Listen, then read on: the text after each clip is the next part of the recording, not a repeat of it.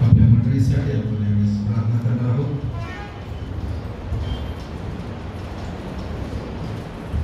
लवकरच fashion weak, जाळ्याचा रविवार आणि सर्व गोष्टी ज्या आहेत, मंदिर गुरुवार, उत्तम शुक्रवार आणि ईस्टर संडे, पुनरुत्थानाचा रविवार, त्यासाठी आपण आपल्या मनाची तयारी आतापासूनच करणार आहोत. जवळजवळ 8 बाप्तिस्मा घेणारे विद्यार्थी आहे आपल्याकडे. त्यांच्यासाठी आपण प्रार्थना करूया. खऱ्या रीतीने त्यांनी स्वतःचं तारण साधून सर्व जगासमोर उघडपणे बाप्तिस्माद्वारे साक्ष प्रकट करावी, यासाठी देखील आम्ही त्यांच्यासाठी प्रार्थना करणार आहोत. जे आजारी दुःखी आमच्या मंडळीत आहे त्यांची आठवण करूया. जे शारीरिक दुर्बल आहे आणि आत्म्याने पण दुर्बल आहे त्यांची देखील आपण आठवण करूया. पवित्र मेज आमच्या पुढे आहे आज आणि तो स्वीकारण्यासाठी देखील आम्ही सर्वांनी आपल्या मनाची तयारी करावी, यासाठी देखील आम्ही यावेळेस प्रार्थना म्हणजे आपण एकत्रित प्रार्थनेत जाणार आहोत. थोडक्यात आपण प्रार्थना करू. स्वर्गीच्या देवा, आम्ही तुला धन्यवाद देतो, तुला उंच करतो, मान महिमा गौरव प्रीती आम्ही तुला देतो. तू समान आणि तुझ्या बाजूला दुसरा असा कोणी देव नाही. अशा जिवंत आणि पवित्र देवाची ओळख तू आम्हाला करून दिलीस आणि म्हणून देखील मनापासून तुझे आभार मानतो. तू चांगला याचा अनुभव तू आम्हाला रोज देतोस. या जिवंतांच्या भूमीवर प्रभू, तू आम्हाला यासाठी जिवंत ठेवलेला आहे की आम्ही गप्प बसू नये, आम्ही तुझी स्तुती करावी, तुला उंच करावं. तू केल्यानंत उपकार आम्ही जाणावे, आमचं संरक्षण करतो. आजारांपासून प्रभू आम्हाला तू सोडवितोस, बंधनमुक्त करतोस. दृश्य अदृश्य सर्व सैतानी गोष्टींपासून प्रभू आमचा तू बचाव करतोस, आशीर्वाद देतोस आणि सर्व उत्तमातील उत्तम गोष्टी प्रभू आमच्यासाठी तू करतोस. ओतप्रोत वाहणारे, ओसंडून वाहणारे आशीर्वाद प्रभू तू आम्हाला देतोस. आणि बघतो आमच्या आजूबाजूला कितीतरी लोक भयंकर आजाराने प्रभू मृत्युमुखी पडत आहेत, परंतु तुझ्या कळपाला तू राखीला आहेस. यासाठी की प्रभू तू आमच्या प्रीती करतो, तू आमचं रक्षण करतो, हे तू आम्हाला दाखवू इच्छित आहे. परंतु त्या बदल्यात आम्ही तुझे आभार मानावे, तुझ्या जवळ यावं, तुला उंच करावं. खरोखर असा हा समय आहे आणि म्हणून जे प्रिय लोक आज या ठिकाणी आले प्रभू, त्या सर्वांना आशीर्वाद कर. जेण्याच्या मार्गात असतील त्यांना तू आण. ज्याने प्रभू एखाद्या वेळेस निश्चय केला असेल की मी घरीच थांबेल किंवा इतर कामं करेल, प्रभू त्यांच्यावर तू दया कर. आणि वेळ आहे, संधी आहे, तर प्रभू आम्ही तुझ्याकडे धावून यावे, यासाठी देखील त्यांच्या परिवाराचं प्रभू तू सहाय्य कर. कोणी प्रभू सुटता कामा नये. 99 मेंढरं सोडून बाजूला ठेवून प्रभू तू एक मेंढरासाठी त्याच्या शोधात तू गेला आणि तुला वाटतं की 100 तुझ्या कळपात असावे. कोणी हरवू नये, कोणी मागे राहू नये. आणि म्हणून त्या प्रत्येकासाठी प्रभू तू जो शोध घेत आहे ते त्यांना कळू दे आणि त्यांनी प्रभू यावं, अशी दयादृष्टी त्या प्रत्येकावर तू कर, अशी देखील त्याच्यासाठी प्रार्थना करतो. आणि प्रार्थना करतो जे बाप्तिस्मा करणारे विद्यार्थी आहे, घेणारे विद्यार्थी आहे, 8 त्या सर्वांना प्रभू तुझ्या हातामध्ये देतो. या दिवसात त्यांच्या मनाची अंतःकरणाची तयारी कर. ज्या गोष्टी ते पाठांतर करत आहेत पवित्र शास्त्रातून, त्या सर्व पाठ करण्यास आणि आयुष्यभर त्यांच्या स्मरणात राहण्यास त्यांचं तू सहाय्य कर, त्यांचा तू पालन कर, त्यांचा तू बदल कर. आणि इच्छित वेळेस प्रभू जेव्हा त्यांचा बाप्तिस्मा होणार आहे, त्यांनी संपूर्ण जगासमोर साक्ष द्यावी. जुन्या गोष्टी सोडून नव्या गोष्टी त्यांनी प्रभू आत्मसात कराव्या, त्यासाठी त्या प्रत्येकाचं तू सहाय्य कर. आज पवित्र मेज आमच्या पुढे आहे, तो स्वीकारण्यासाठी आमच्या अंतःकरणाची तयारी कर, आमच्या मनाची तयारी कर. आणि त्यामध्ये भाग घेत असताना प्रभू आम्हा सर्वांना येशू ख्रिस्त तुझ्या अर्पणाचं बलिदानाचं स्मरण असू दे. तुला धन्यवाद देतो, मान सन्मान प्रभू आम्ही तुला देतो. प्रभू येशूच्या नावाने प्रार्थना केली म्हणतो आहे, आमेन.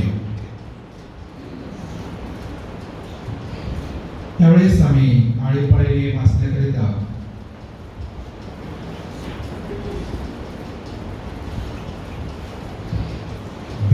स्तोत्र 92 आम्ही काढणार आहोत आणि त्यानंतर प्रेषितांचा विश्वास मताने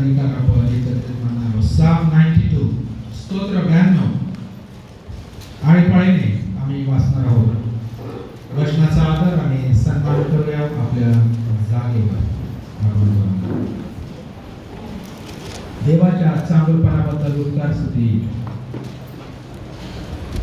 आणि असं लिहिलं आहे की शब्दात दिवशी गावाचे संगीत स्तोत्र आहे.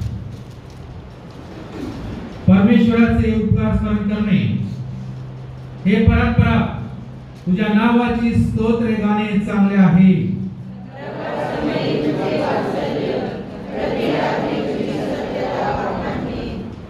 दशतंतु वाद्य सतार व वीणा यांच्या साथीने गंभीर स्वराने गाणे चांगले आहे.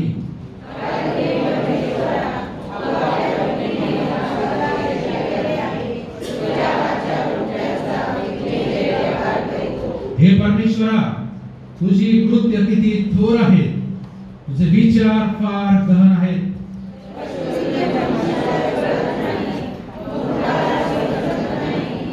दुर्जन गवताप्रमाणे उगवेल व सर्व दुष्कर्मी उत्कर्ष पावले म्हणजे त्यांचा कायमचा विध्वंस ठरलाच.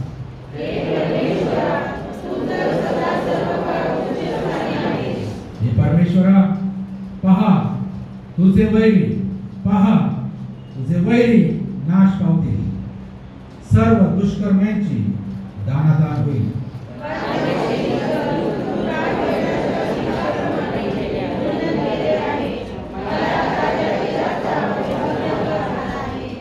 माझ्यावर टपलेल्यांना पाहून माझे डोळे निवाले आहेत. माझ्या उठलेल्या दुष्कर्म्यांसंबंधाने माझे कान तृप्त झाले आहेत.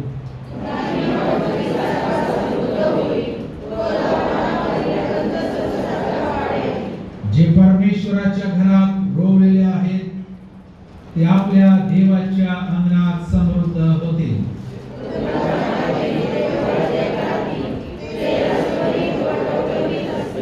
यावरून दिसेल की परमेश्वर सरळ आहे, माझा दुर्ग आहे, त्याच्या खाली अन्याय मुळीच नाही. ते बाप त्याच्या वाचलेल्या सत्य आणि पवित्र वचनाद्वारे आम्हाला आशीर्वाद करू. एकत्रित रीतीने आम्ही प्रशिक्षकांचा विश्वास मतांगीकार आपण प्रकट करणार आहोत.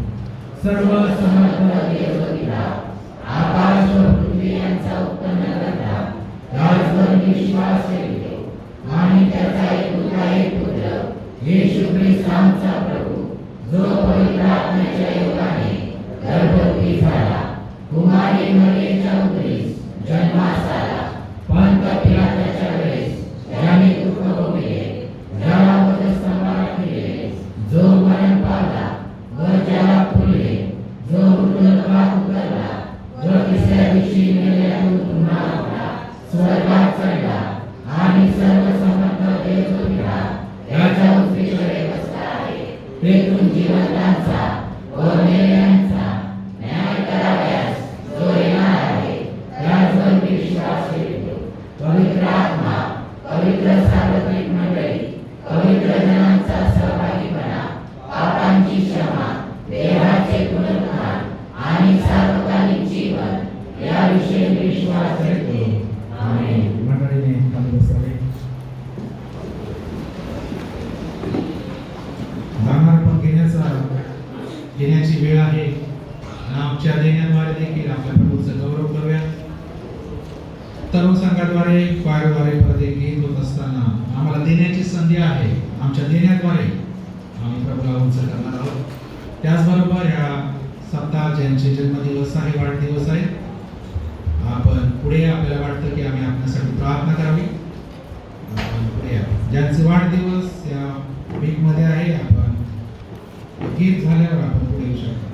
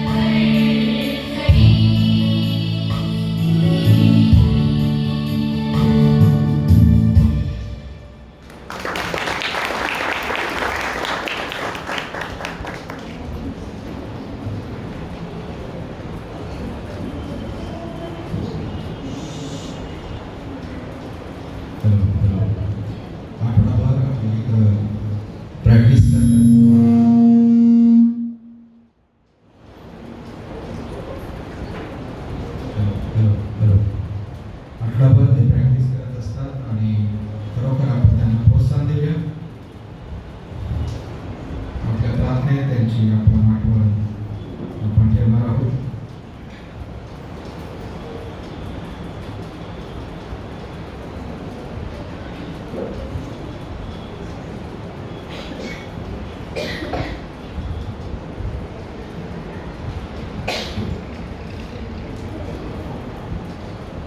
एस.ए. मास्टर कर्मचाऱ्यांचा फेब्रुवारी महिन्याचा दशांश आहे. एस.ए. इंग्लिश मीडियम सगळे जे क्रिश्चियन स्टाफ आहे त्यांचा देखील फेब्रुवारीचा दशांश आहे.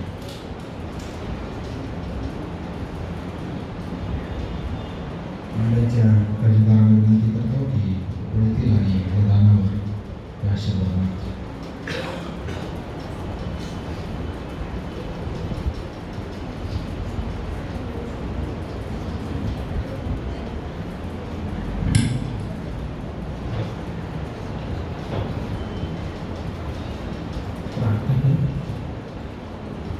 पवित्र पवित्र पवित्र आमच्या सेनाधीश प्रभू परमेश्वर, जिवंत आणि महान देवा, तुझ्या नावाला मी धन्यवाद देतो, तुझी स्तुती करतो, तुझे आभार मानतो, कारण तू चांगला आहे. आमच्या जीवनामध्ये पवित्र दिवस तू दिला, तुझ्या पवित्र मंदिरामध्ये तू आम्हाला घेऊन आला. केवळ तुझी दया आणि तुझी कृपा आहे. भयानक परिस्थिती जगामध्ये असताना सुद्धा तू आपल्या कळपाला सांभाळलंस, त्याच्यावर दया केली, प्रत्येकाच्या गरजा भागवल्या, प्रत्येकाच्या मुक्ती राहिला. आणि प्रभू आमच्यामध्ये तू आम्हाला जे हवं आहे ते तू दिलंस, त्याबरोबर कारण आमच्याकडे जे आहे तू दिलेलं आहे. शक्ती, बुद्धी, नोकरी, सर्व व्यवसाय हे सर्व तुझ्यापासून प्राप्त झालेलं आहे प्रभूदेवा. आणि विश्वासाने तुझ्या भांडारामध्ये अनेकांनी प्रभूचे दान टाकलेले ते तू पाहिलेलं आहे. दैनिकपणे ह्या दानाचा तू स्वीकार कर, दशांचा तू स्वीकार कर, उपकास्ती दानाचा तू स्वीकार कर, अशी तुझ्या चरणापाशी प्रार्थना आणि विनंती कर. ते बाबा, ज्याने दिलं त्यांना तू उत्तम असा आशीर्वाद दे, आणि ज्यांना देताना त्यांचे तू कर्ज जाण, आणि तुला देण्याने कधीच काही कोणी पडत नाही त्याचा अनुभव त्यांच्या जीवनामध्ये दे.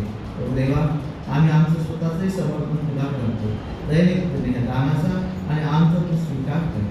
तुझं वचन येत असताना ते ग्रहण करण्याची शक्ती तू आम्हाला दे, त्यानुसार चालण्याची बुद्धी तू आम्हाला दे, अशी माझी प्रार्थना आहे.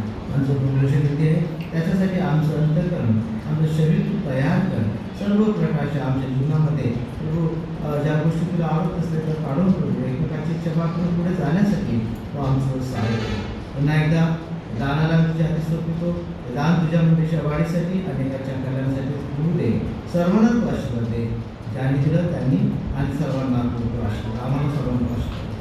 दानाला ईश्वराच्या पवित्र आणि पवित्र आणि गोड नावातून आमेन.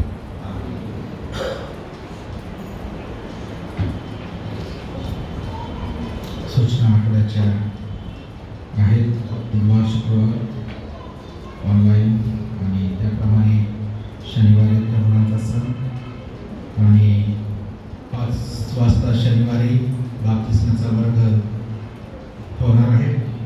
आठवडाभर धर्मसंघाची प्रॅक्टिस, गीतांची प्रॅक्टिस, ज्याद्वारे आम्हाला सुंदर गीतं, नवीन नवीन गीतं आम्हाला ऐकण्यास मिळतात. आणि देवाचं वचन देखील म्हणतं की नवे गीत गाऊन त्याची तुम्ही सेवा करा. आणि नवीन गीताद्वारे आम्हाला आशीर्वाद मिळतो. आम्हाला त्या सर्वांची कष्ट आहे, मेहनत आहे, ती व्यर्थ जाणार नाही. देवा त्या सर्वांना आशीर्वादित केल्याशिवाय राहणार. हाच प्रभूचा मेज आमच्या पुढे आहे, म्हणून आपण देवाच्या वचनाकडे आपण जाणार आहोत.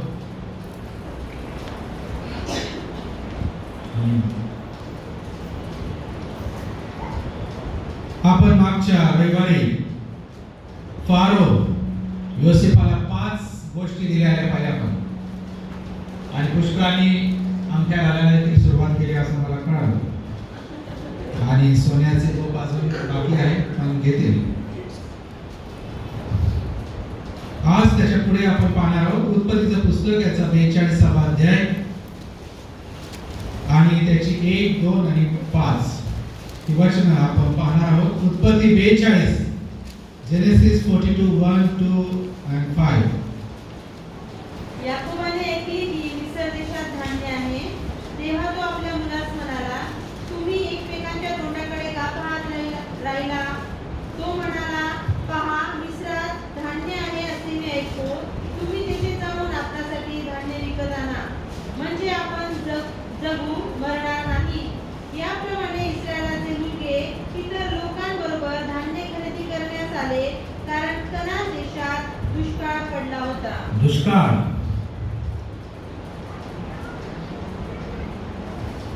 याकोबाने ऐकले की मिस्र देशात धान्य, आता सर्व जगावर दुष्काळ ग्रस्त स्थिती आहे. तेव्हा याकोब आपल्या मुलास म्हणाला की तुम्ही एकमेकांची तोंडाकडे का पाहत राहिला? मिस्र देशात धान्य आहे असे मी ऐकतो, तुम्ही तिथे जाऊन आपणासाठी धान्य विकत आणा, म्हणजे आपण जगू मरणार नाही. आणि मग आम्ही बघतो याप्रमाणे इस्रायलचे पुत्र इतर लोकांबरोबर धान्य खरेदी करण्यास आले, कारण कनान देशात दुष्काळ पडला होता. अपराधी भावनेमुळे आपण बघतो की योसेफाचे भाऊ मिस्र देशामध्ये जाऊ इच्छित नव्हते.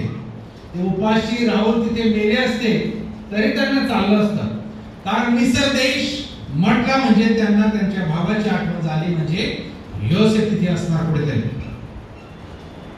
आणि जो आपला वृद्ध बाप आहे तोही तसाच मेला असता, त्याला माहिती नाही की योसेफ अजून जिवंत आहे. शेवटी आम्ही बघतो की अन्नाशिवाय उपाशी मरत असलेल्या कुटुंबासाठी, त्यांच्या लेकरांसाठी अन्नधान्य खरेदी करण्यासाठी ते मिस्र देशात शेवटी जाण्याचा निश्चय घेतात. या ठिकाणी परमेश्वर त्यांच्या बरोबर व्यवहार करत आहे, डील करत आहे.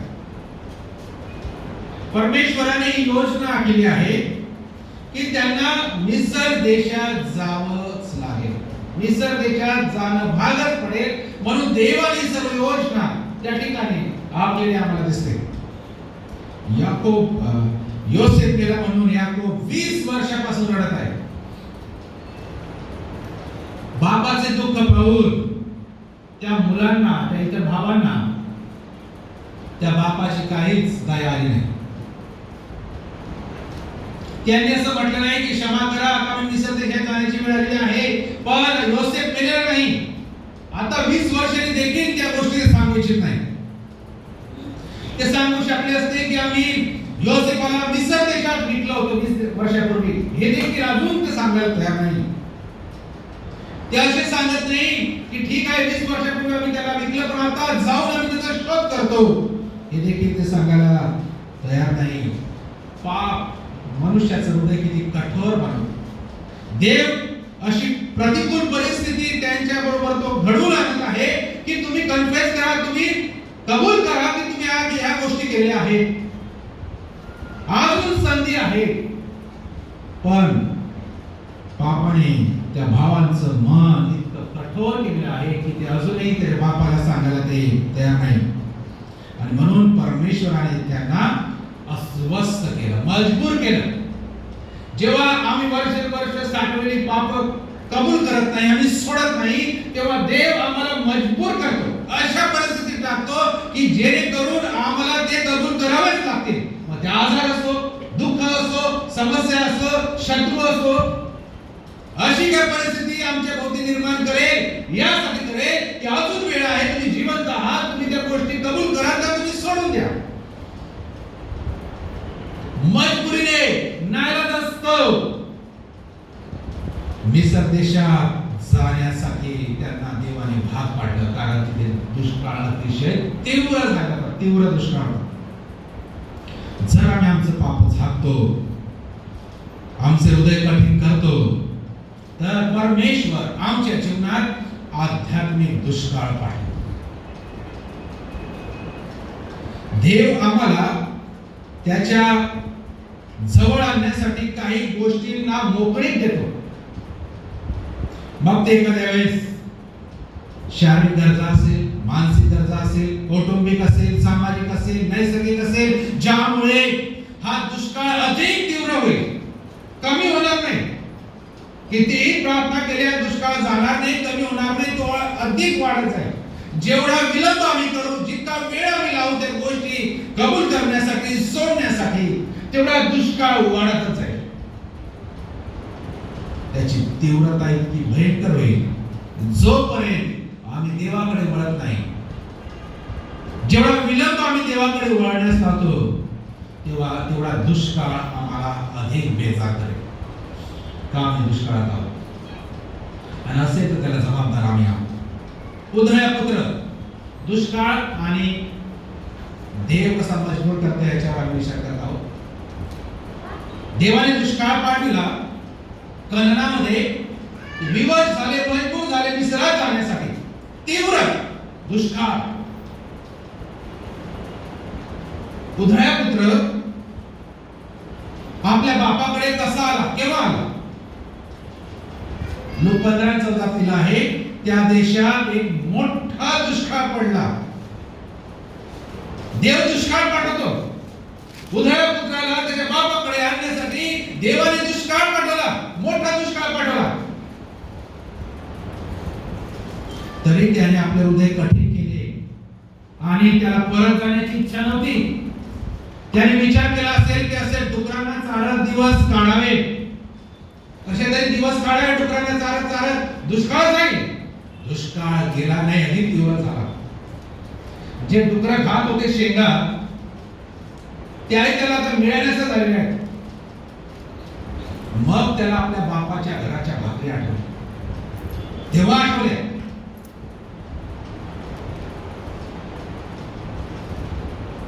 दुष्काळ. देव प्रतिकूल परिस्थिती आमच्या बरोबर का बनवित आहे, आमच्या सोबत का करत आहे, अशी परिस्थिती का निर्माण करत आहे की आम्ही वळावं. जर उधळ्या पुत्र ज्या देशात गेला त्या देशात दुष्काळ पडला नसता तर तिथेच राहिला असता, कायमचा बापाकडे काय आधी आला नसता. देवाने परिस्थिती आणली, तशी करून आणली.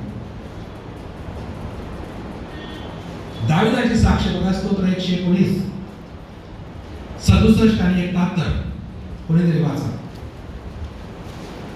दावीद काय म्हणतो? मी पीडित होण्यापूर्वी भटकत असे, पण आता मी तुझे वचन पाळीत आहे. मी पीडित झाल्यामुळे माझे बरे झाले, कारण त्यामुळे मी तुझे नियम शिकलो. मी पीडित होण्यापूर्वी भटकत असे, पण आता मी तुझे वचन पाळीत आहे. मी पीडित झाल्यामुळे माझे बरे झाले, कारण त्यामुळे मी तुझे नियम शिकलो. पीडित, पीडा, संकट, दुष्काळ देव का पाठवत आहे? आम्ही त्याचं वचन शिकावं, त्याचं वचन पाळावं, त्याचे आज्ञा पाळावे, आम्ही देवाकडे यावं. दावीद म्हणतो मी पीडित झालो म्हणून माझे बरे झाले. जेव्हा मी पीडित होतो तेव्हा पुष्कळांचा नाश होतो, कारण मी वळत नाही. उधळा पुत्र वळाला. योसेफाचे भाऊ मिस्र देशाकडे जाण्यास मजबूर झाले. दावीद म्हणतो मी पीडित झाल्यामुळे माझे बरे झाले. मी शिकलो. अनुकूल परिस्थितीमध्ये पुष्कळदा आम्ही शिकत नाही आणि म्हणून देव प्रतिकूल परिस्थिती निर्माण करतो, समस्या पाठवितो, आजार पाठवितो, गरजा निर्माण करतो, इतक्या तीव्र गरजा निर्माण करतो, इतके संकट आणतो, इतके आजार आणतो की आम्ही वळावं. पण पुष्कळ लोक ह्या गोष्टींमधून देखील धडा घेत नाही, शिकत नाही. त्यांच्या प्रयत्नांनी त्या समस्या सोडवण्याचे प्रयत्न करतात, त्यांच्या प्रयत्नांनी आजार बरे करण्याचे प्रयत्न करतात, त्यांच्या प्रयत्नांनी समस्या सोडवण्याचे प्रयत्न करतात. सुटत नाही, उलट जास्त कडक दुष्काळ होता, तो सुटणार नाही. मरून गेले तरी सुटणार नाही जोपर्यंत मी देवाकडे परत येत नाही. कारण ही परिस्थिती देवाने निर्माण केलेली आहे की मी त्याच्याकडे वळावं. जेवढ्या अधिक लवकर आम्हाला एक गोष्ट समजेल तेवढ्या अधिक दुष्काळातून लवकर मी बाहेर येईल, तेवढ्या लवकर आजारातून बाहेर येईल, तेवढ्या लवकर मी समस्यातून बाहेर येईल, जेवढ्या अधिक लवकर मला एक गोष्ट समजेल. जेव्हा आपण आपले हृदय कठीण करतो तेव्हा परमेश्वर आपल्या जीवनात क्लेश, आजार, समस्या पाठवतो. यासाठी की जो आमचा हट्टी आत्मा आहे तो तोडावा.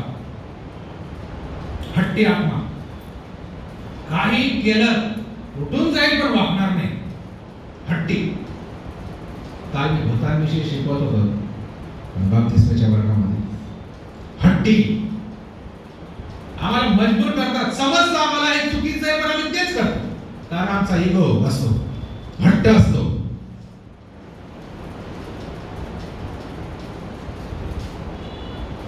देव कृपायुक्त देव आहे. आपले कठीण अंतःकरण तो तोडण्यासाठी, तो मृदू करण्यासाठी समस्या आमच्या जीवनात येतात. देवाचं वचन जेव्हा आम्ही ऐकत नाही, त्यापासून शिकत नाही, मग देवाला कोणतं हत्यार वापरावं लागेल? हेच वापरावं लागेल. समस्या. मनुष्य समस्येतच नीट होतो.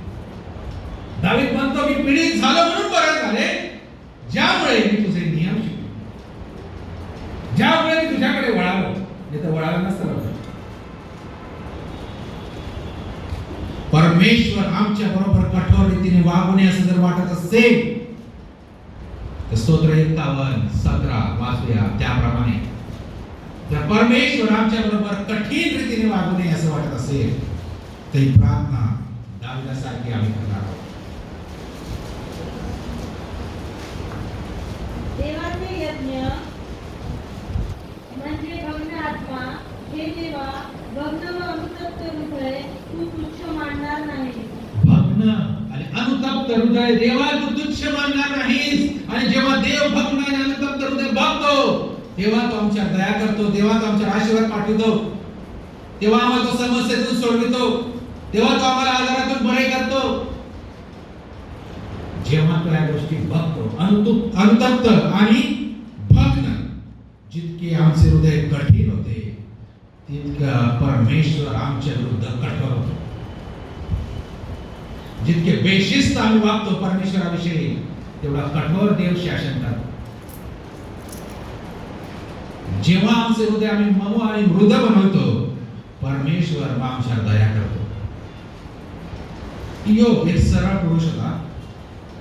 देवाने त्याच्याविषयी साक्ष दिली तरी त्याच्या हृदयात अनेक कठोरता भरलेल्या त्या इयोबाच्या देखील, आणि ते तुटायचे होते म्हणून तो म्हणतो इयोब 16:14, इयोब इतका महान, खिंडारावर खिंडार पाडून तो मला भग्न करीतो, तो वीराप्रमाणे मजवर धावून आला. खिंडारावर खिंडार पाडून तो मला भग्न करतो, तो वीराप्रमाणे मजवर धावून आला आहे.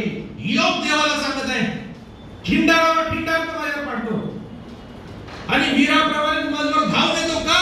कारण अजून इयोबाच्या जीवनात काहीतरी कठोरता होती, त्याच्या हृदयात काहीतरी कठोरता होत्या, त्या देवाला काढायच्या होत्या.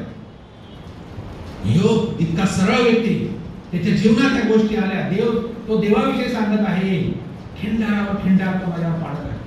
का मी माझं हृदय मृद करावं, मऊ करावं, सॉफ्ट करावं. वीराप्रमाणे देव आमच्या धावून येतो. किती कठीण आहे.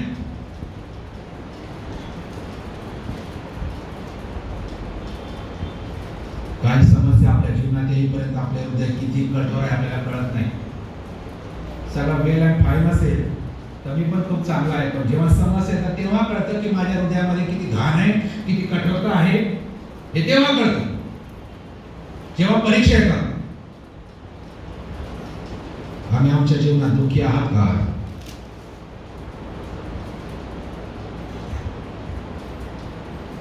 आमचं हृदय मऊ होण्यासाठी देव कार्य करत आहे. आम्हाला शिकण्याची गरज आहे. योसेफाकडे येण्यासाठी त्याच्या भावांना देवाने भाग पाडले. देव त्याच्याजवळ आम्हाला आणण्यासाठी काही करू शकतो, काय करू शकतो, कोणताही मार्ग अवलंबून करू शकतो. ख्रिस्तीतर व्यक्तींना देखील तो उपयोगात आणू शकतो आम्हाला त्याजवळ आणण्यासाठी. जोपर्यंत आम्ही येशूकडे वळत नाही तोपर्यंत आपल्या जीवनात समस्या विपत्ती पाठवत राहतो. परमेश्वर समस्या का पाठवतो आपल्याला कळत नाही. अत्यंत कठीण परीक्षेमध्ये त्याचा आशीर्वाद लाभलेला आहे. देवाच्या लेकरांच्या जीवनात कोणती गोष्ट अकस्मात घडत नाही, ऍक्सिडेंटल घडत नाही, तर ती देवाची पूर्व योजना असते, म्हणून तो घडून आणतो. हे आम्ही आहोत हट्टी की आम्ही त्या योजनेमध्ये बाधा आम्ही निर्माण करतो, अडथळा आम्हीच निर्माण करतो, आणि म्हणून त्यामुळेच वेळ आणि विलंब लागतो आमच्या जीवनात देवाचे संकल्प आणि योजना पूर्ण होण्यासाठी. ह्याला जबाबदार आम्ही आहोत. योसेफाच्या भावाप्रमाणे काही गोष्टी आम्हाला आमच्या विरुद्ध करण्यास भाग पडत आहे, तर त्यामागे देवाची योजना आहे. त्यांना कधीही वाटलं नाही की आम्ही मिस्रात जाऊ, करायला तर ठीक आहे, पण देवाने भाग पाडला त्यांना विसरत जाण्यासाठी दुष्काळ पडो. आम्हाला एक पुष्कळ वेळेला आमच्या इच्छेविरुद्ध करण्यासाठी देव भाग पाडत आहे, भाग पाडतो. हे आमच्या हितासाठी आहे, आम्हाला आशीर्वाद मिळण्यासाठी. जर परमेश्वर काही गोष्टी करण्यास आम्हाला भाग पाडता, याचा अर्थ आम्ही आध्यात्मिक दुष्काळामध्ये आहोत आणि त्यामधून तो आम्हाला काही शिकवू इच्छित आहे. जर परमेश्वर आम्हाला काही गोष्टी करण्यास भाग पाडत आहे, मी परत सांगतो, आमच्या मनाविरुद्ध काही गोष्टी करण्यास परमेश्वर जर भाग पाडत आहे, याचा अर्थ आम्ही आध्यात्मिक दुष्काळामध्ये आहोत आणि त्यामधून आम्हाला तो काहीतरी शिकवू इच्छित आहे. उत्पत्ती 42:5 आणि 6. याप्रमाणे इस्रायलातील मुलगे इतर लोकांबरोबर धान्य खरेदी करण्यास आले, कारण कनान देशात दुष्काळ पडला होता. योसेफ त्या देशाचा मुख्य अधिकारी होता आणि देशातल्या सर्व लोकांस तोच धान्य विकत असे. योसेफाच्या भावांनी येऊन जमिनीपर्यंत लवून त्यास मुजरा केला. योसेफाच्या भावांनी येऊन जमिनीपर्यंत लवून त्यास मुजरा केला. योसेफ 17 वर्षाचा असताना त्याला स्वप्न पडलं होतं. त्याचे भाऊ त्याच्या पुढे येऊन मुजरा करीत आहेत. पण जेव्हा त्याच्या भावांनी स्वप्न ऐकलं तेव्हा त्याला भयंकर राग आला होता आणि ते योसेफासमोर मुजरा करू इच्छित नव्हते. तर मला आम्ही असं करणार काय, कधीच करणार नाही. तेव्हा बोलले 17 वर्षापूर्वी, तो जेव्हा 17 वर्षाचा होता, 20 वर्षापूर्वी एकदा मुजरा करायचं स्वप्न पडल्यानंतर ते नाही म्हणाले होते. आता त्यांना 5 वेळेला मुजरा करावा लागत आहे. 5. उत्पत्ती 42:6, उत्पत्ती 43:26, 28, उत्पत्ती 44:14, उत्पत्ती 50:18. 5 ठिकाणी आम्ही बघतो योसेफाचे भाऊ योसेफासमोर लवून मुजरा करत आहे. जी गोष्ट त्यांना करायची नव्हती, ज्या गोष्टीचे अत्यंत दुःख आणि राग होता 20 वर्षापूर्वी, ती गोष्ट आज त्यांना किती करावं लागत आहे? 5 वेळेस.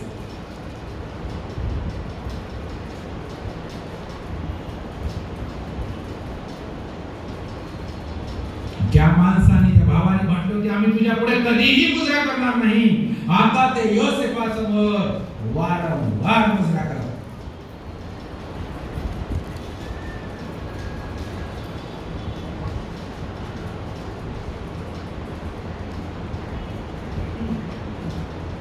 योसेफाच्या भावाने योसेफासमोर का मुजरा केला? कारण त्यांना धान्य पाहिजे होतं, अन्न पाहिजे होतं, म्हणून बस एवढंच. खूप रिस्पेक्ट करत होते योसेफाचा, म्हणून नाही, योसेफाकडूनच धान्य मिळेल आणि म्हणूनच योसेफाला मुजरा करणं भाग होतं. आणि म्हणून ते मुजरा करत आहे, म्हणजे अन्न पाहिजे, भाकरी पाहिजे, म्हणून मुजरा करत आहे, दुसरं काय नाही.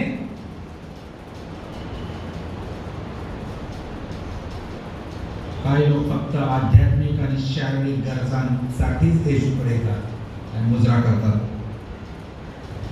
काही लोक येशू जवळ आले जेव्हा येशू त्याची सेवा करत होता. योहान 6:26 आणि 27. योहान 6:26 आणि 27. येशूने त्यांना उत्तर दिले, मी तुम्हाला खचितपणे सांगतो, तुम्ही चिन्हे पाहिली म्हणून नव्हे, तर भाकरी खाऊन तृप्त झाला म्हणून माझा शोध करीता. नाशवंत अन्नासाठी श्रम करू नका, तर पिता जो देव त्याने ज्याच्यावर शिक्का मारला आहे, तो मनुष्याचा पुत्र तुम्हाला सार्वकालिक जीवनासाठी टिकणारे अन्न देईल, त्यासाठी श्रम करा. तुम्ही अन्न खाल्ले, भाकरी खाल्ले म्हणून शोधत आहे, चिन्ह चमत्कार पाहिले म्हणून शोधत नाही, असं येशू म्हणतो. आम्ही येशूकडे येतो ते कशासाठी? आम्ही येशूकडे मुजरा करतो ते कशासाठी? कारण आम्हाला योसेफाच्या भावाप्रमाणे गरजा आहे, म्हणून पुष्कळ लोकांचं येशूकडे येण्याचं कारण आहे. पुष्कळ नाव आहे म्हणून ते येशूकडे येतात, पुष्कळ संकट आहे म्हणून ते येशूकडे येतात.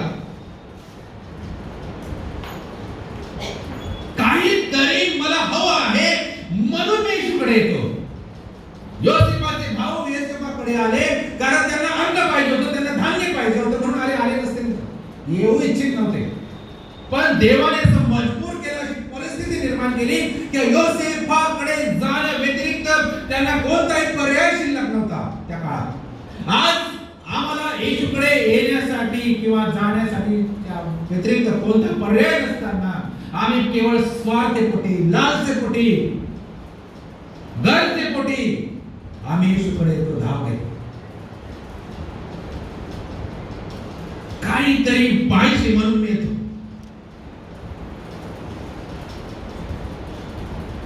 येशू म्हणतो, नाशवंत अन्नासाठी श्रम करू नका, तर सार्वकालिक जीवनासाठी टिकणारे अन्न त्याच्यासाठी श्रम. करिंथीयरास पहिले पत्र 15वा अध्याय आणि 19वे वचन. पहिले करिंथीयरास पत्र 15वा अध्याय आणि 19वे वचन.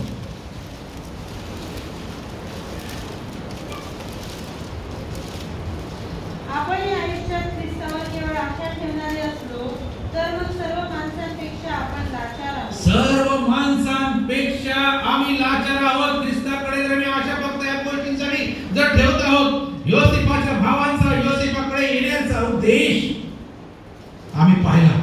आमचा येशूकडे येण्याचा उद्देश काय आहे आम्ही स्वतःला विचारणार आहोत. जर खरोखर येशूचा गौरव करण्यासाठी येणार आहोत, परिस्थिती अनुकूल असो, परिस्थिती प्रतिकूल असो, समस्या असो, आशीर्वाद असो, काही असो, अप अँड डाऊन्स असो, डोंगरावर उंच सखल भागावरून चालणारे अनुभव आता असतील किंवा काहींच्या जीवनामध्ये खोल अंधकाराच्या दरीतून, मृत्यूच्या दरीतून जाणारे अनुभवातून काही जात असतील, तरी माझी प्रीती येशूवरची कमी होता कामा नये. माझं कर्तव्य, मी कोणत्याही परिस्थितीमध्ये त्यापासून दूर राहता कामा नये. ज्या गोष्टी मला अद्याप करण्यास सांगितले आहे त्या मला करायच्याच आहे. परिस्थिती कशी असो, आज वाईट टाइम जर चांगली होईल.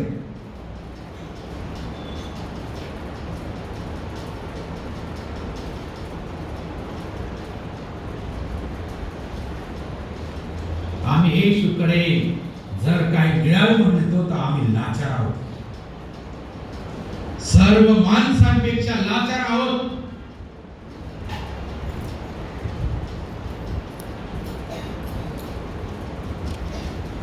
ज्यांना येशूने दोष लावला त्या लोकांप्रमाणे आहोत, मात्र निस्वार्थ त्याच्या जवळ आम्ही आहोत. कोणतीही परिस्थिती असेल आम्ही त्याचे आभार मानतो. उलट जेव्हा वाईट परिस्थिती, कठीण परिस्थिती, आम्ही तर अजून त्याचे आभार मानावे. जितक्या कठीण परिस्थितीत आहेत, जितक्या कठीण समस्या आहेत, तेवढे आशीर्वाद फार मोठे आमची वाट पाहत आहे. थोड्यासाठी आम्ही चुकून जातो आणि आशीर्वाद गमावून जातो.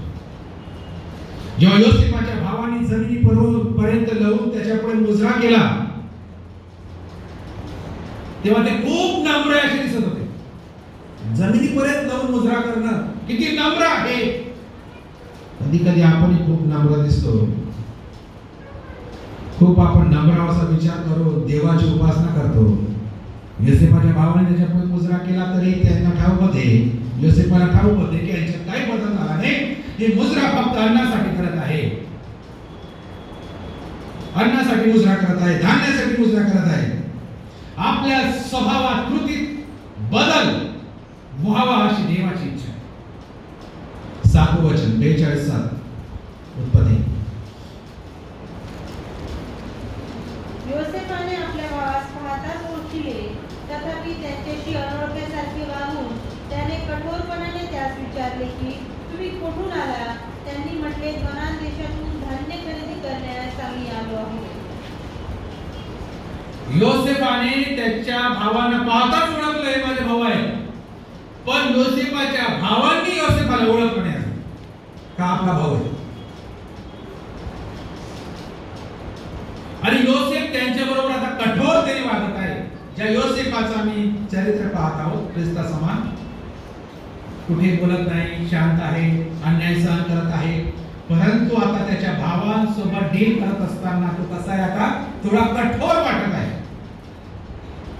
एक योसेफाला मी दयाळू, कनवाळू, कृपाळू पाहिलं, पण इथे आम्ही बघतो योसेफाने आपल्या भावांना पाहिले, परंतु अनोळख्यासारखा तो वागला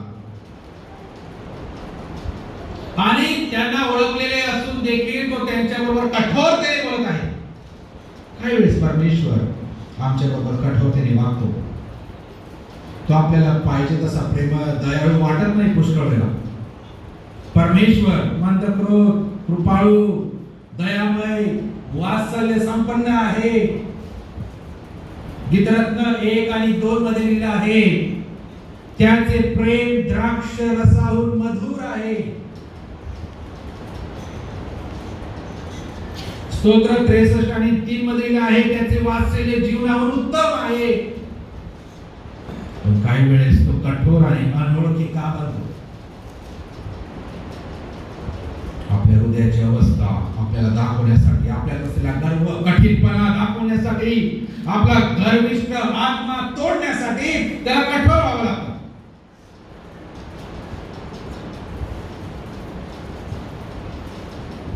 योसेफाने आपल्या भावांना ओळखले, पण त्यांनी योसेफाला ओळखलं नाही.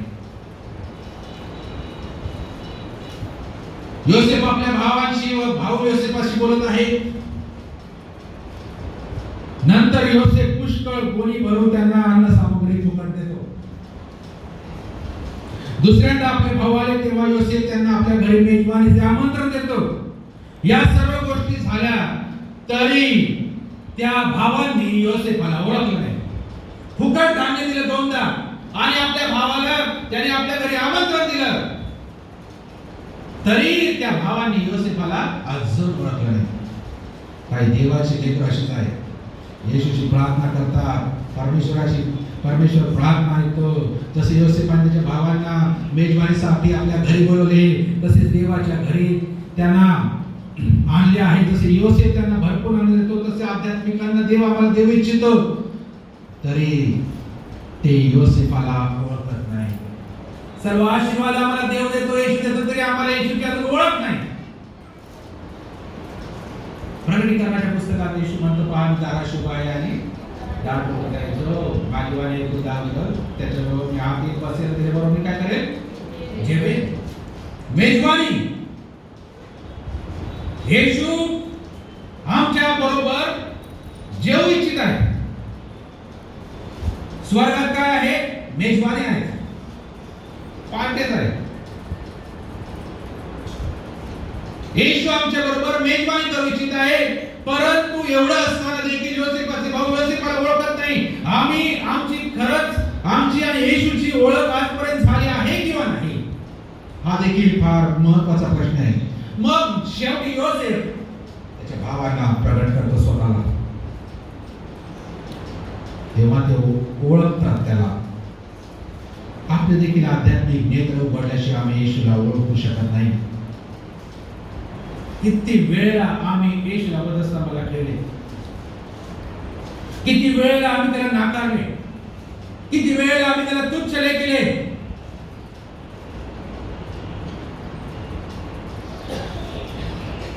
पेत्राने किती वेळा नाकारले येशूला?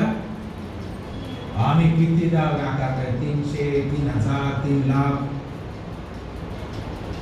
आमच्या कृतीतून, आमच्या स्वभावातून आम्ही त्याच्या आज्ञा न पाळू. किती वेळेला आम्ही त्याला वधस्तंभावर दिलं, किती वेळेला आम्ही त्याला नाकारलं, किती वेळेला आम्ही त्याला तुच्छ लेखलं असते. दिमिश्काच्या रस्त्यावर जेव्हा येशू शाऊलाला प्रगट झाला,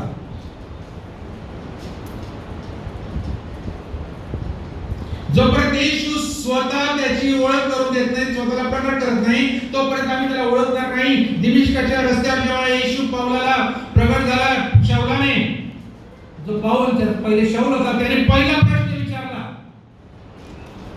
काय प्रश्न विचारला? प्रभू तू कोण आहेस?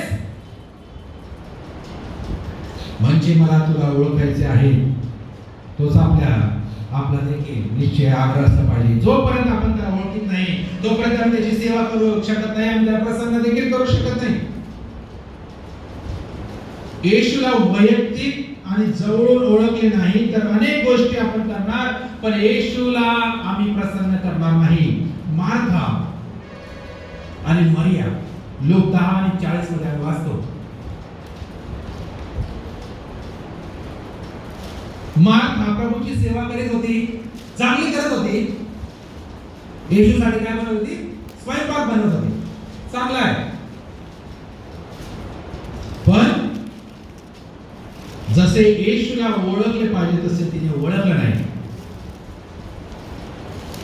मरीला काय करायचं तिला ठाऊक होतं. येशूच्या चरणाजवळ बसण्यापूर्वी एखाद्या तिने स्वयंपाक करायला घरात मदत केली असणार, पण जेव्हा येशू आला तेव्हा एकही सेकंद ती वेस्ट करू इच्छित नव्हती. त्याच्या जवळ, त्याच्या चरणाजवळ तिने बसण्याचा निर्णय घेतला. पण मार्था स्वयंपाक करत होती. येशूसाठी पुष्कळ कार्य एखाद्यास आम्ही करत असतो तरी शक्यता आहे अजून येशूला न ओळखण्याची. त्याच्या चरणाजवळ बसण्यासाठी, त्याचं ऐकण्यासाठी, त्या खऱ्या रीतीने त्याला ओळखण्याची गरज आहे. केवळ मार्ताची भूमिका नको, तर मरियेची भूमिका महत्वाची आहे.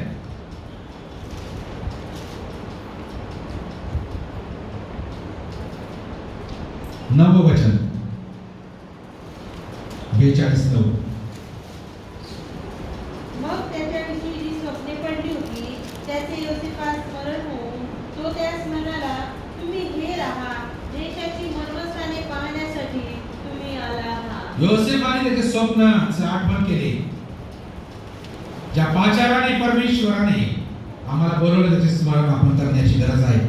संपूर्ण जगाला आध्यात्मिक अन्नाचा पुरवठा करण्यासाठी आम्हाला प्रत्येकाला बोलवलं आहे. या विसरता कामाने पहिले कोरिंथीयस पत्राचा 2 अध्याय 9व्या वचनात दिला आहे, डोळ्यांनी जे पाहिले नाही, कानाने जे ऐकले नाही आणि माणसाच्या मनात जे आलं नाही ते आपल्यावर प्रीती करण्यासाठी देवाने सिद्ध केले आहे. तुम्ही हे राहा. योसेफ आपल्या भावाला म्हणतो तुम्ही हे राहा. हेर कोण आहे? कोण असतो हेर? स्पाइस कोण आहे? जो ज्या देशात येतो त्या देशाचा नागरिक आहे असं ढोंग घेतो, त्याच देशाचा नागरिक आहे असं सोंग घेतो. तो असतो हेर, जासूस, स्पाइस. आणि वास्तवात तो त्या राजाचा, त्या देशाच्या राजाचा शत्रू असतो. अनेक ख्रिस्ती लोक स्वर्गाचे नागरिक असल्यासारखे ढोंग करतात, पण या जगाच्या देवाची म्हणजे सैतानाची सेवा करतात. आम्ही तर ख्रिस्ती आहोत, आम्ही तर विश्वासणारे आहोत, आम्ही तर स्वर्गातच जाणार आहोत, आम्ही तर तिथले नागरिक आहे. सियोन देश हमारा देश, जाएंगे हम परदेश. काय काय जात नाही. इथून नेपाळ पण जाणार नाही लवकर.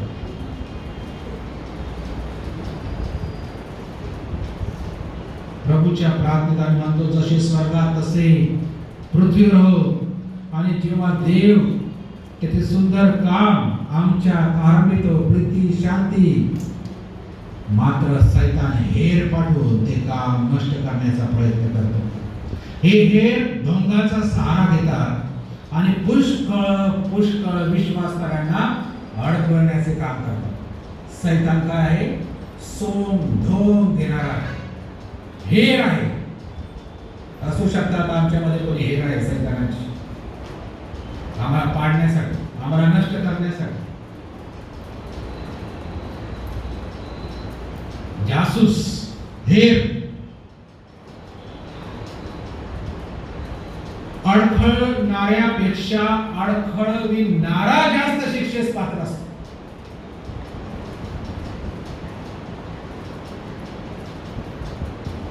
म्हणून ज्या स्वर्गाचं नागरिकत्व आम्हाला मिळालं आहे ते शेवटपर्यंत टिकवायचं आमच्या हातात आहे. ती खबरदारी घेणं गरजेचं आहे. हे नेहमी ढोंगाचा आधार घेतात, प्रीतीचा अहवालतात, आमच्यावर खूप त्यांची कळकळ निर्माण होते, काळजी दाखवतात, त्यानंतर सोम आणि ढोंग. नीतिसूत्र 20:6.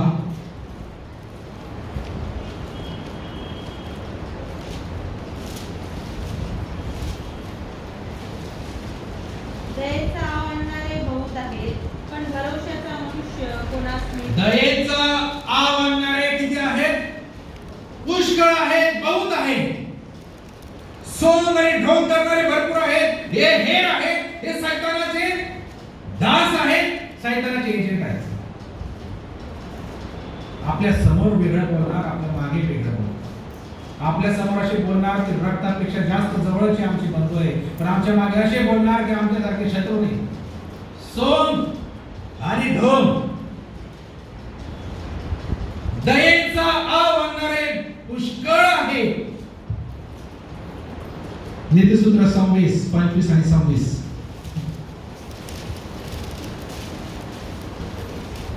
तो गोड गोड बोलतो तेव्हा त्याच्यावर विश्वास ठेवू नको, कारण त्याच्या हृदयात 7 विषय आहेत. त्याचा द्वेष धूर्ततेने झाकला आहे, तरी समाजापुढे त्याची दुष्टता उघडकीस येईल. जो गोड गोड बोलतो त्याच्यावर काय करू नको तू? विश्वास. त्याच्या मनामध्ये, हृदयामध्ये 7 प्रकारचे विष आहे. नंतर बोलू आपण कोणते विषय. आणि शेवटी समाजापुढे काही त्याची वाचते 26 वचन 26. शेवटी काय होईल?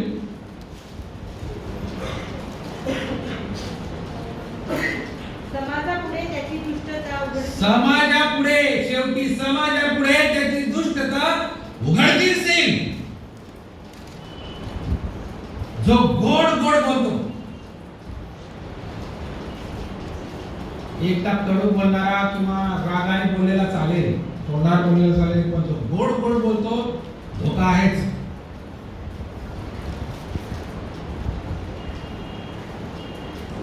योसेफ म्हणतो त्याच्या सख्या भावाला म्हणतो तुम्ही हे आहात.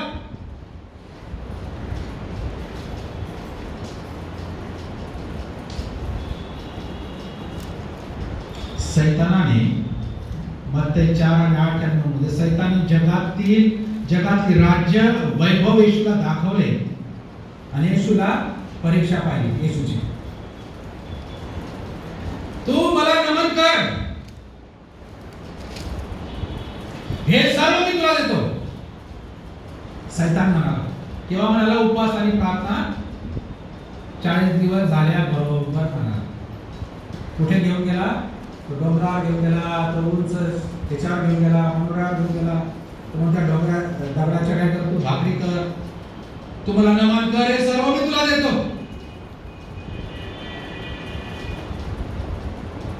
पण येशूने नमन केलं नाही. सोंग आणि ढोंग घेणाऱ्यांपासून आम्ही सावध असलं पाहिजे. हे आहे आमचा घात करण्यासाठी, आम्हाला पकडण्यासाठी, आम्हाला अडकवण्यासाठी. जेव्हा यहुदा आला त्या गेत्सेमने बागेमध्ये शिस्ते शिपाई घेऊन, तो म्हणतो ज्याला मी किस करेल, ज्याचा मी मोठा घेईन तोच येशू आहे. आणि किती प्रेमाने येशूचा त्याने काय घेतला? चुंबन घेतला. हा किती प्रेम, पण धोका दिला.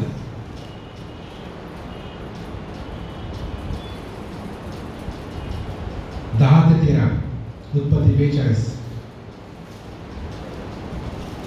ते म्हणाले, महाराज नाही, आपले दास अन्न सामग्री खरेदी करण्यास आले आहेत.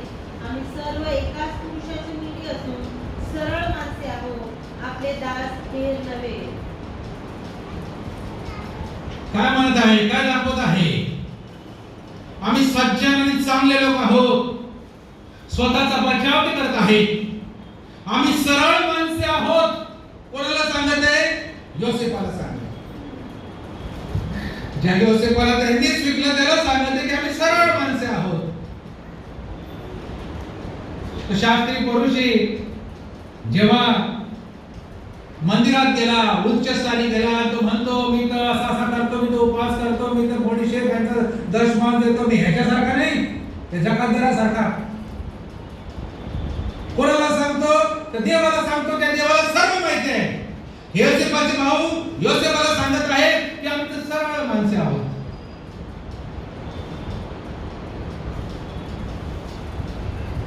ते म्हणतात सर्वात धाकटा घरी आहे आणि एक नाहीसा झाला.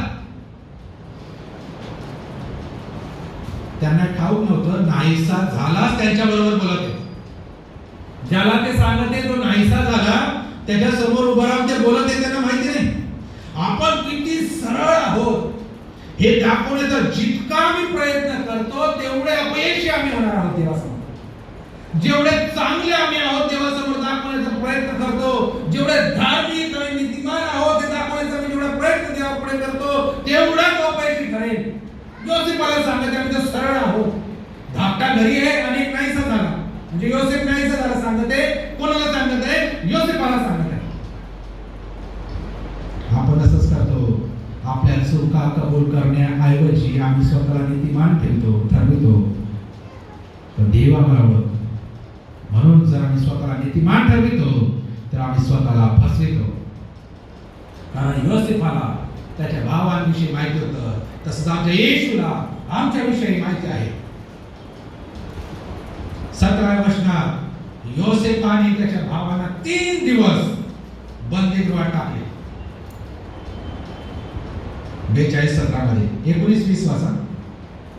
तुम्ही सरळ माणसे असला तर तुम्हा भावातल्या एका स्त्रीच्या बंदीगृहात राहू द्या आणि तुमच्या घरच्याची उपासमार निवारण्यासाठी तुम्ही धान्य घेऊन जा आणि तुमच्या धाकट्या भावास मजकडे घेऊन या, म्हणजे तुमचे म्हणणे खरे ठरेल व तुमचे मरण टळेल. त्यांनी तसे केले. 21. मग ते एकमेकास म्हणाले, आपण आपल्या भावाच्या बाबतीत खरोखर अपराधी असता व आपण त्याचे दुःख पाहिले असताही त्याचे ऐकले नाही, म्हणून हे दुःख आपणावर आले आहे. केव्हा समजलं ही गोष्ट त्यांना? जेव्हा ते तुरुंगात गेले, जेव्हा ते बंदिवासात गेले, बंदीगृहात गेले, 3 दिवस तिथे राहिलं, तेव्हा त्यांच्या अंतःकरणात बदल झाला. पहिल्यांदा हे वचन जर आपण बारकाईने वाचले तर पहिल्यांदा ते सर्व भाऊ योसेफाला काय म्हणतात? आमचा भाऊ. पूर्ण आतापासून इथपर्यंत पहिल्यांदा ते कन्फ्युज करत आहे, आमचा भाऊ. या अगोदरच्या अध्यायामध्ये 37व्या अध्यायामध्ये स्वप्नदर्शी म्हणतात, त्याला म्हणायचे. बापाला सांगताना आपला मुलगा सांगायचे, पण आपला भाऊ आजपर्यंत म्हटलं नाही. जेव्हा ते 3 दिवस त्या कोठडीमध्ये आहेत, जेलमध्ये आहेत, त्यांना तेव्हा त्यांची चूक कळाली आणि ते योसेफाला म्हणतात आपला भाऊ.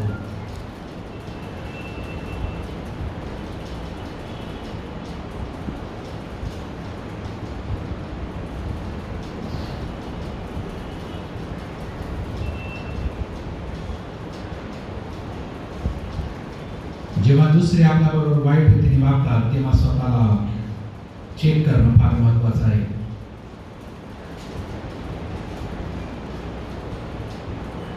याकोबाचं पत्र 2 अध्याय 13 वचनात लिहिलं आहे, कारण ज्याने दया केली नाही त्याचा न्याय दैवासून होईल. दया न्यायावर विजय मिळवते. मत्ते 5 आणि 7 मध्ये जे दयाळू ते धन्य, कारण त्याचवर दया होईल. 2 आशीर्वाद आत्मपरीक्षणामध्ये आहे.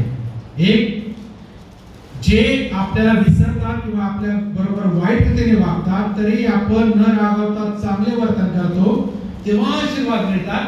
आणि दुसरं, त्याच लोकांविरुद्ध आपण केलेल्या चुकांबद्दल आपल्याला पश्चाताप होतो तेव्हा आम्हाला आशीर्वाद मिळतात. ह्या 2 गोष्टी आशीर्वादासाठी आहेत. आम्ही आमच्या भावाविषयी दोषी आहोत, आम्ही त्याला टाकले असते म्हणाले. आता त्यांना त्यांची चूक कळत आहे की आम्ही दोषी आहोत. आम्ही त्याच्यासोबत तसं नसतं केलं तर आज आमच्या बरोबर तसं झालं नसतं. ज्या ज्या गोष्टी त्यांनी केल्या त्या गोष्टी उलटून त्यांच्यावर होत आहे. त्यांनी पश्चाताप केला होता. अनेक वेळा आपणही आपल्या भावांना न्यायाच्या खाड्यात टाकतो, द्वेषाच्या खाड्यात टाकतो, नाकारले जाण्याच्या खाड्यात टाकतो, एकमेकांना आम्ही नाशाच्या खाड्यामध्ये टाकतो. आम्ही एक दुसऱ्यांविषयी कसा व्यवहार करतो, कसे बोलतो याविषयी आम्ही काळजी घेणं फार महत्वाचं आहे. रोमकरास पत्र 12:9 आणि 10 मध्ये आहे, प्रीतीमध्ये ढोंग नसावे, बंधू प्रेमाच्या बाबतीत एकमेकांना खरा स्नेह भाव दाखवा. 1 पेत्र 4 आणि 8 मध्ये एकमेकांवर एकनिष्ठेने प्रीती करा. हे सर्व बोध देवाच्या लेकरांसाठी केले आहे. पण आम्ही एक दुसऱ्यांना वेगवेगळ्या खाड्यामध्ये टाकतो, द्वेषाच्या, हिरव्याच्या, निघून देत नाही बिचाऱ्यांना, तिथेच परत टाकत राहतो.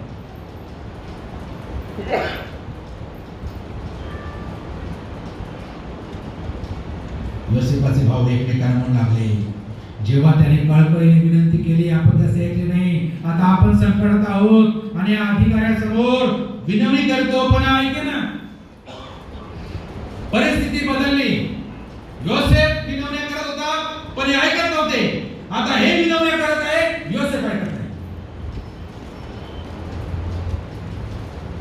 काही वेळेस आपला योसेफ आपल्याशी बोलतो तर आपण हट्टी, बंडखोर, त्याचे ऐकत नाही. मग अशी वेळ येते आम्ही योसेफापुढे रडतो, आक्रोश करतो, मदतीची विनंती करतो. मग आमचा योसेफ म्हणजे येशू पण ऐकण्यासाठी करतो.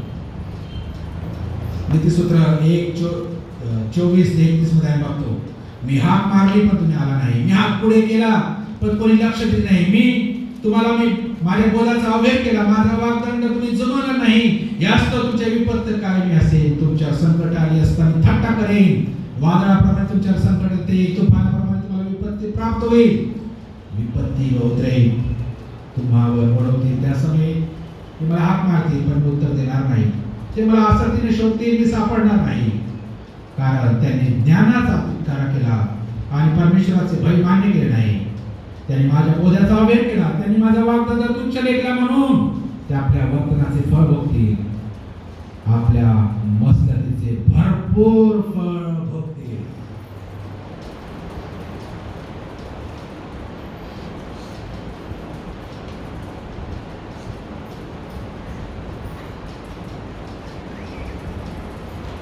आज समय आहे, वेळ आहे देवाच्या वाणीकडे कान देण्याची, आज्ञा पालन करण्याची.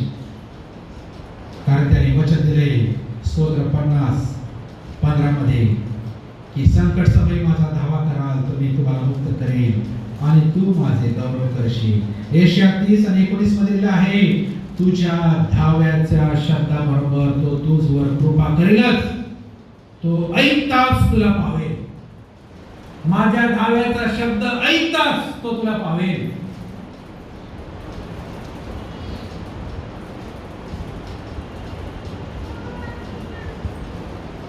शेवटलं वचन आपण या ठिकाणी पाहणार आहोत, 22. मग आपण ते पाहणार आहोत 42-22. रौबेन त्यास म्हणाला, मुलास काही अपाय करू नका असे मी तुम्हाला सांगितले नव्हते काय? पण तुम्ही माझे ऐकले नाही. पहा, आता त्याच्या रक्ताचा बदला द्यावा लागत आहे. 20 वर्षानंतर रौबेनाने त्यांना कसा इशारा दिला होता त्यांना तो आठवण करून देत आहे. मी तेव्हा सांगितलं होतं तुम्हाला असं करू नका. जोपर्यंत आपण पश्चाताप करत नाही तोपर्यंत आपला सत्सद विवेक आपल्याला दोष देत राहणार आहे. तिमोथेला पहिले पत्र 4:2 मध्ये आहे, सत्सद विवेक डागाळल्यासारखा होईल.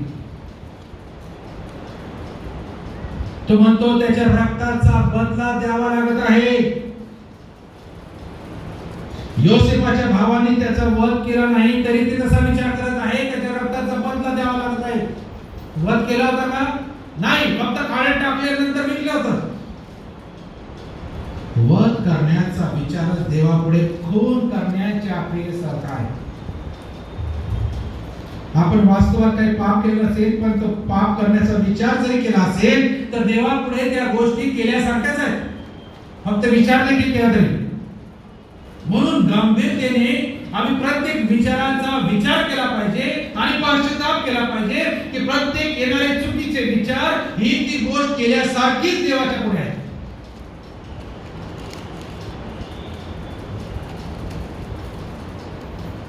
वीस वर्ष होऊन गेले तरी ते कबूल करायला तयार नाही.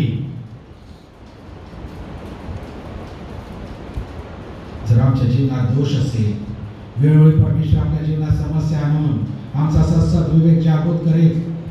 आम्ही कबूल करून सोडून देईपर्यंत आम्ही मोठ्या कष्ट आणि त्रासामध्येच आम्ही राहणार. आम्हाला आध्यात्मिक जीवनाच्या किंवा स्वभावात काही भाग स्पर्श न केल्याची जागा आहे की जी जागा अजून कबूल करण्याची आहे. मग आमचा गर्व, हट्टीपणा, राग, मत्सर, बंडखोर स्वभाव असेल, जोपर्यंत आम्ही ते काढत नाही ते समस्या वाटत राहील. जर धाकट्या भावाला आणलं नाही तर आपल्याला मारून टाकण्याची भीती त्या भावांना वाटू लागली. मरणाची भीती त्यांच्यावर आली. कबूल न केलेले पाप आपल्या जीवनात लपवल्याने आपल्यावर मरणाची भीती येते. आपण जेव्हा सर्व पापांचा पश्चाताप करून कबूल देतो, आपले जीवन सुधारतो, तेव्हा मरण्याच्या भयाला देखील आम्ही भीत नाही, मरणाला आम्ही भिणार नाही. ज्या लोकांच्या, ख्रिस्ती लोकांच्या जीवनात सर्व पाप कबूल केलेली आहेत त्यांच्यासाठी मरण हे मरण नाही, ही झोप आहे. पण ज्या व्यक्तीच्या जीवनात अजून कबूल न केलेली पाप 20 वर्षापूर्वीची असो, 30 वर्षापूर्वीची असो, पण ते अजून जशीची तशी आहे, त्यांची कबुली केली नाही, ज्यांचा पश्चाताप केला नाही, ज्यांची क्षमा मागितली नाही, त्यांना मरण हे भीतीदायक आहे, भय आहे, डेंजर आहे. मरणाच्या भयाने ते भयभीत झालेले आहेत. पण जे मोकळे मनाचे आहे, शुद्ध आहे, त्यांना मरणच वाटत. त्यांच्यासाठी काय आहे? झोप आहे, निद्रा आहे. जेव्हा आम्ही रात्री झोपतो तेव्हा मला भीती वाटते का झोपेची? नाही. आम्ही सकाळी उठणार आहोत, झोपेची भीती कोणालाच वाटत नाही. त्याप्रमाणे सर्व पाप कबूल केलेली व्यक्ती, त्याला मरणाची भीती कधीच वाटत नाही. आणि म्हणून आम्ही आज हा निश्चित करू, देवाच्या वचनाप्रमाणे आम्हाला त्याच्याबरोबर येण्याचा, त्याच्याजवळ येण्याचा उद्देश आमचा काय आहे, काय समस्या आहे, काय गरजा आहेत, म्हणून आम्ही येतो. आम्ही त्याला खऱ्या ओळखलं आहे का? आमच्या जीवनातील अडथळे दूर सारण्यासाठी, करण्यासाठी देव आम्हाला आत्मपरीक्षण करण्याची संधी देत आहे. आम्हाला आशीर्वाद करण्यासाठी, आम्हाला तो त्याच्या आज्ञेकडे लक्ष देण्यासाठी तो सांगत आहे. आम्ही त्याचा धन्यवाद आम्ही करणार आहोत का? आणि ज्याप्रमाणे दुष्काळ आला मिस्रामध्ये, ते कनानात गेले, कनानामध्ये मिस्रात गेले, उदयापुत्र तिथे होता तेव्हा दुष्काळ आला, तेव्हा तो आपल्या बापाच्या घरी गेला. जर आम्ही दुष्काळग्रस्त परिस्थितीत आज असेल, आध्यात्मिक कोणत्या परिस्थितीत, आणि तो दुष्काळ जर तीव्र होत आहे, त्यातून सोल्युशन जर मिळत नाही, समाधान निघत नाही, याचा अर्थ मला बापाच्या घरी यावं लागेल. पुढे बापाच्या घरी, नाही तर आम्हाला गीत गावं लागेल, गात न्यावं लागेल, किती छान आहे बापाच्या घरी. आत्ताच बापाच्या घरी येण्याची वेळ आहे, नाही तर गीत गात आम्हाला आपल्याला नेण्याची गरज लागेल. किती छान आहे बापाचा निर्णय आपल्या हाती आहे. आणि आम्ही बघतो की ज्याप्रमाणे दुष्काळ पडला आणि देवाने योसेफाच्या भावांना भाग पाडलं, अशी परिस्थिती निर्माण करून की ते योसेफाकडे जातील 5 वेळेला मुजरा करतात. कठीण सगळ्या गोष्टी केल्यानंतर तीच गोष्ट जर करावी लागत असेल तर आता सोयीस्कर तर का करू? दुष्काळ पडण्याची वाट का पाहावी? सुकाळ आहे, आजच आम्ही सगळ्या गोष्टी करूया आणि सगळं अडथळा आपल्या जीवनातून आपण दूर करूया. देवापुरा वचनाद्वारे आम्हाला आशीर्वाद देत त्यावेळेस तो सर्वांना. यावेळेस आपण प्रार्थना करू 1 मिनिटाची, आणि त्यानंतर ज्याचा प्रभूमध्ये बाप्तिस्मा झालेला आहे त्या सर्वांना या ठिकाणी थांबण्याचं प्रेमपूर्वक आमंत्रण आहे. जे बाप्तिस्माचे वाटणार आहे त्यांनी देखील थांबा, तुम्हाला समजेल कशा रीतीने सर्व काय होत आहे. प्रार्थना करू. प्रभू आम्ही तुला धन्यवाद देतो आज परत एकदा योसेफाच्या चरित्राद्वारे प्रभू आम्हाला तो शिकवित आहे, त्याच्या भावाद्वारे प्रभू, की दुष्काळ तीव्र झाल्यानंतर त्यांना योसेफ आठवला, योसेफाकडे जावं लागलं, त्याला मुजरा करावा लागला. आमच्यावर परत दुष्काळ येण्याआधीच प्रभू, किंवा आम्ही दुष्काळात असताना अजून संधी तू दिलेली आहे की आम्ही योसेफाकडे जाऊ. आमचा योसेफ प्रभू येशू तू आहे, तुझ्याकडे येण्यासाठी आमचं सहाय्य कर. उदया पुत्राला त्या देशामध्ये जेव्हा दुष्काळ पडला तेव्हा त्याला आपल्या बापाचं घर आणि तिथल्या भाकरी आठवल्या. आज तुझ्या वचनाची मुबलकता आमच्याकडे असताना प्रभू, आम्ही तुझं घर कधी सोडू नये, तुझ्यापासून दूर जाऊ नये, यासाठी सहाय्य. तुला धन्यवाद देतो. येशूच्या नावाने प्रार्थना करतो म्हणतो आहे. जे सर्वच आहे त्यांना विनंती आहे, आपण पुढे या. पवित्र आणि गंभीर जो समय आहे विधीमध्ये भाग घेण्याचा त्याकडे आपण एकत्रित जाणार आहोत.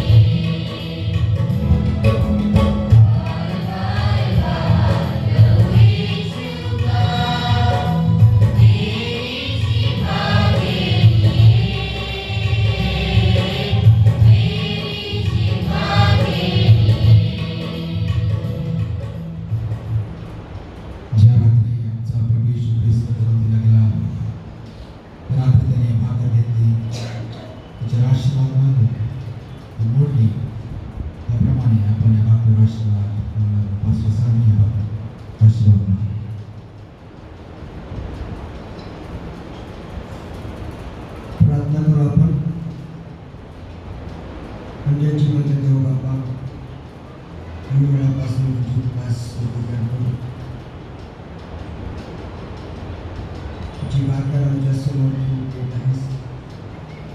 ही भाकर साधारण भाकर नाही तर तुझ्या शरीराचं दर्शक म्हणून आम्ही घेत आहोत. यासाठी की एशियातले प्रमाणे खरोखर तू आमच्या अपराधांसाठी घायाळ झाला. तुला बसलेल्या फटक्याने आम्हाला आरोग्य प्राप्त व्हावं आणि म्हणूनच पवित्र येशू आम्ही तुला प्रार्थना करतो. याद्वारे तू आम्हाला तुझी खरी शांती दे, आम्हाला आरोग्य प्राप्त होऊ दे आणि तुझी स्तुती आणि तुझा गौरव आम्हा प्रत्येकाच्या द्वारे करून द्या. म्हणून ही भाकर पिता परमेश्वरा तू आपल्या पवित्र हातात घेऊन ती आशीर्वादित आणि पवित्र आणि शुद्ध होऊ दे. आधार परमेश्वर तुझ्या पवित्र नावात प्रार्थना केली म्हणून आमेन. आमच्या ख्रिस्ताने आपण आशीर्वाद मागितला ती बोलली या शिष्य असतील त्याप्रमाणे त्या भाकरीची आपण आपसात वाटणी करणार.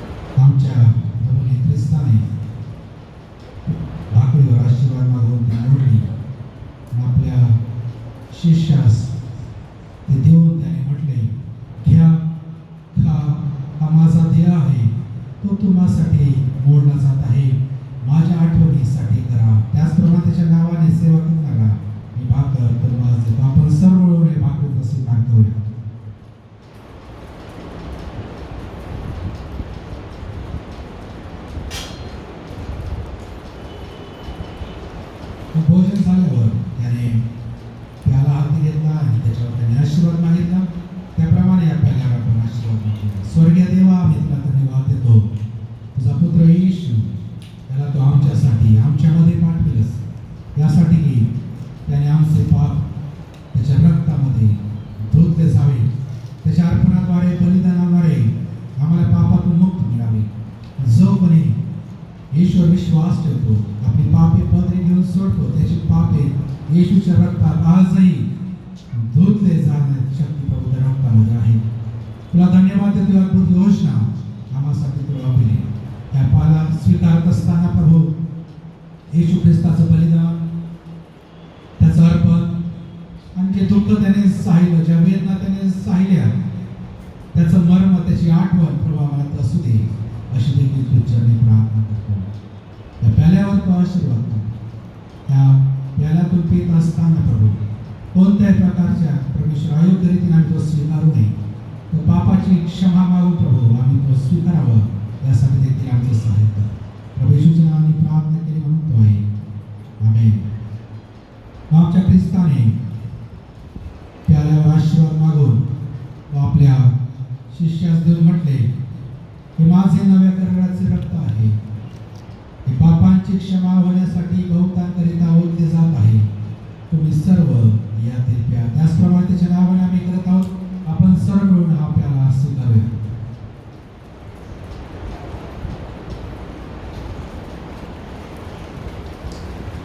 धन्यवाद, धन्यवाद आणि धन्यवाद आमच्या पाहणाऱ्या जिवंत सदाजीवी देवा. तुला धन्यवाद देतो प्रभू येशू ख्रिस्तामध्ये तू आम्हाला निवडलंस.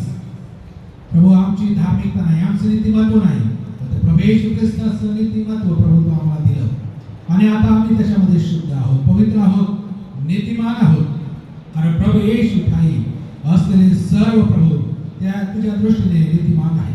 शुभ्र वस्त्र परिधान केले आहे, हे साक्ष जगापुढे देण्यासाठी, हे मर्म समजून त्याप्रमाणे जगण्यासाठी, त्या विजयामध्ये चालण्यासाठी प्रभू आम्हा सर्वांचं सहाय्य कर. या मैदानामध्ये सहभागी होण्यासाठी आम्हा प्रत्येकाला तो कृपा केली, प्रत्येकाचं सहाय्य केलं, त्याबद्दल तुझे मनापासून आभार मानतो. प्रभू येशूच्या नावाने प्रार्थना केली म्हणतो आहे. आमेन. त्यावेळेस आपण आपल्या जागेवर उभं राहणार आहोत आणि प्रार्थना म्हणूया, आशीर्वाद घेऊ आणि एक तरुण संघाद्वारे गीत होत असतानाच आपण एकमेकांना भेटून इथून जाऊ शकतात. गीत चालू आहे तेवढंच. हे आमच्या स्वर्गातील पित्या, तुझे नाव पवित्र मानले जावो, तुझे राज्य जसे स्वर्गात तसे पृथ्वीवर, तुझ्या इच्छेप्रमाणे आमची रोजची भाकर आज आम्हाला दे, आणि जसे आम्ही आपल्या गुन्ह्यास समजतो तसेच आमची गुन्हे आम्हाला सोड, आणि आम्हाला स्पर्श करू नकोस, तर आम्हाला सर्व वाईटापासून सोड.